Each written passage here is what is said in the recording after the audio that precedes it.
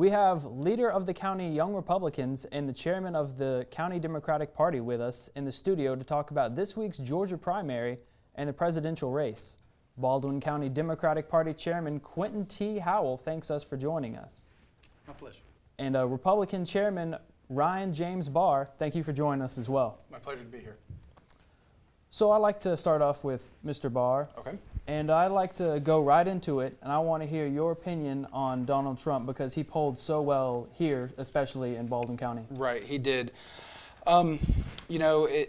He's tapping to a lot of anger that's in the electorate, but I think that's not going to be a winning strategy because we're a country that's not built on hate and anger. We need to make sure that we appeal to the better angels of our nature. If you listen to truly what he's saying a lot of things that are undemocratic, un-American. He wants to change the First Amendment to change the libel laws, make it easier to sue the media when they talk badly about him. And that's not what the founders wanted. That's not what the Constitution was meant for. And I just see that he's a vile coalescence of everything that's wrong with humanity and society. So I think it's safe to say you don't think he's quite fit for the presidency. Not at all.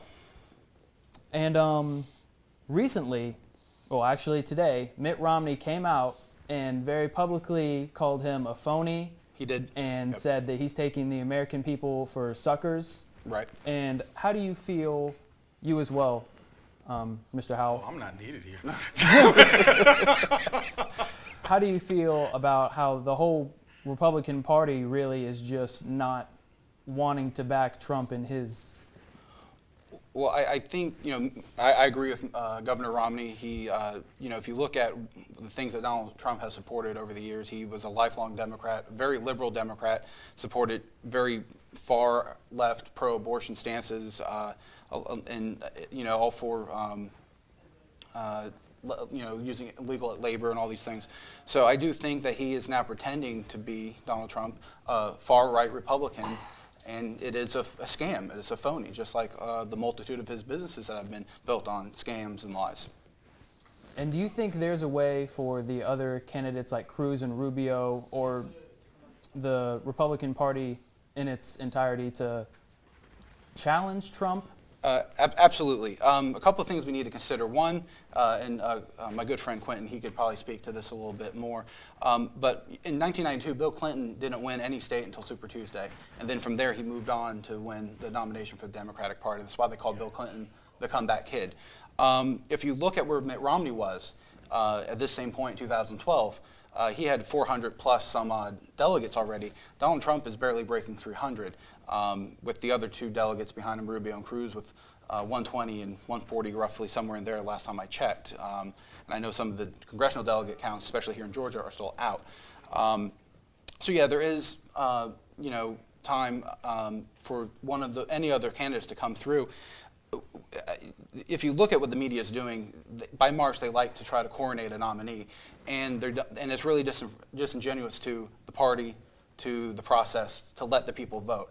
You turn on Fox News, MSNBC, or even CNN, they're pretty much Donald Trump's the nominee. He doesn't have 1,237 delegates that you need to get the nomination. He has 300 something.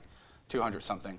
So no one's the nominee yet, and I hate that the media tries to put a nominee out there and try to pretty much con the voting public. Oh, well, it's inevitable, we're going to vote for him. So I think there is time for Rubio Cruz to secure the nomination. If anything, we'll have a broker convention the first time since the 1940s, and that would be a really interesting thing, and that would actually be a historic moment.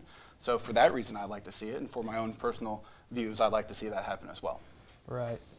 And Mr. Howell, do you think that if the media ends up being correct in portraying Donald Trump as the nominee, that that's actually a pro for the Democratic Party's standpoint, that might be easier for them to gain more trust within their own nominees and a powerful push towards the Democratic Party if he does end up as the nominee for the Republican Party?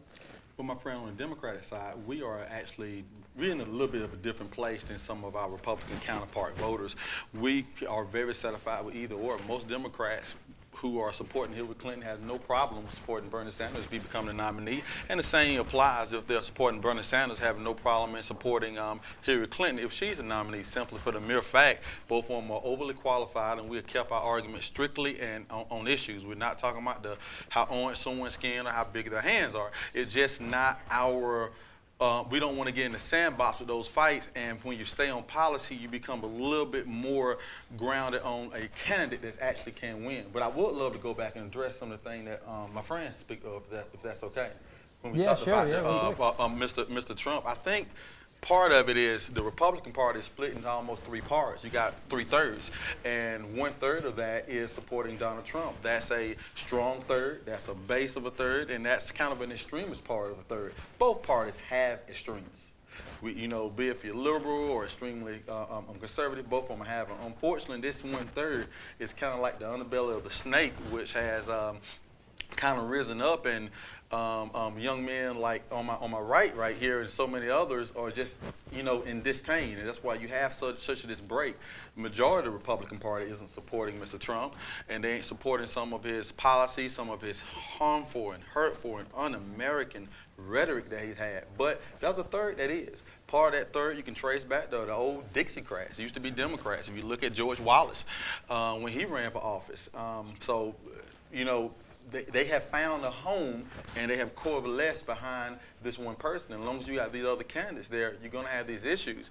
And to Mr. Clinton, President Clinton, who came back, it was actually did win one primary before. He won the second one in New Hampshire. That's why they called him the comeback kid. But this really looks more from a broke convention. The last one was in 1968, and it was on the Democratic side. In '68, when Lyndon Baines Johnson, the Republicans, we had once since 48. Well, if you go back 4 years before that, you had those issues then, but it really broke off in 1968 when Lyndon Baines Johnson, who only won one primary and then got out, and you had Robert Kennedy, and I can't remember the other gentleman who was running. Robert Kennedy, of course, got killed, and then the other gentleman went on to win all these states. The person who ended up getting the Democratic nomination didn't win one state. It was a broke convention, and the party leaders gave the convention to at the time, vice president, who had never won a thing. So that's what we're facing on the other side now, unfortunately. Well, it's going to be a very interesting and memorable race for sure. Thank you guys so much for taking the time and coming on the show. We really appreciate it. It's our pleasure. Thank you. Thank you very much.